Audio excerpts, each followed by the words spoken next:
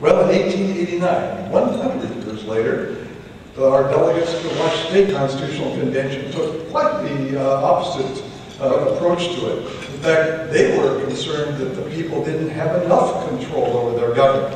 So each section of that Constitution, if you read it, gives more and more power to the citizens themselves to control their government. Then in 1912, a constitutional amendment was adopted, which allowed for initiative, referendum, and recall. And that populist reform was enormously popular. Immediately they had like 7 initiatives on the ballot in 1914. And really has been a critical part of the political heritage that we all share here in the state of Washington since that time. However, you know, there are problems with regard to direct democracy, and one of them is that often these are written by people who have passion, and they tend to sit down and they write, in some ways, some of the most extreme language into it. A language that is tempered by the legislative process, where you have attorneys looking, you have people testifying, you have people questioning, and it goes through a very lengthy process before it comes out the other end of being able to raise concerns, and people come to testify, who are the stakeholders. So as a consequence, we end up many times majors that are a little oversimplified, that aren't quite correct in the way that they're written, sometimes not even constitutional in the way they're written.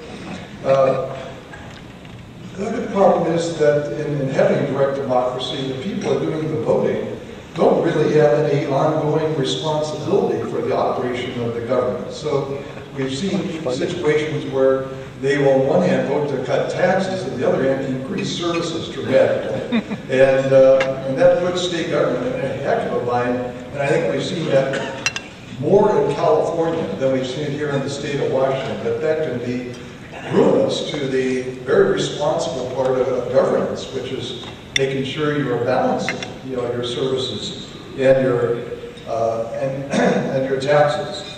The irony is that, well, this was born out of the notion of people having a right to override their legislature because they were deeply concerned back in 1912 with the power of the railroad lobby to control the legislature. In other words, a special interest group that had a tremendous amount of power and were able to bottle up anything they didn't want to have. So the people decided, we want to be able to get over, you know, past these special interests. Well, the irony is, now here we are all these years later, and many of the measures, it's the special interest who can't make it through the legislative process, so they're going out and spending a lot of money to hire you know, signature gatherers and to pay the advertising and all that to get their measure through. So it's a bit ironic, but on the other hand, we still see measures, like remember in 2004, the top 2 primary, really was a grassroots thing. The Washington State Grange, that there was a really small organization put together and kind of spontaneously got the signatures to a great degree all over the state. And we've seen a number of other measures as well. Also, I think it is still carrying out this function that they had in mind when they created this.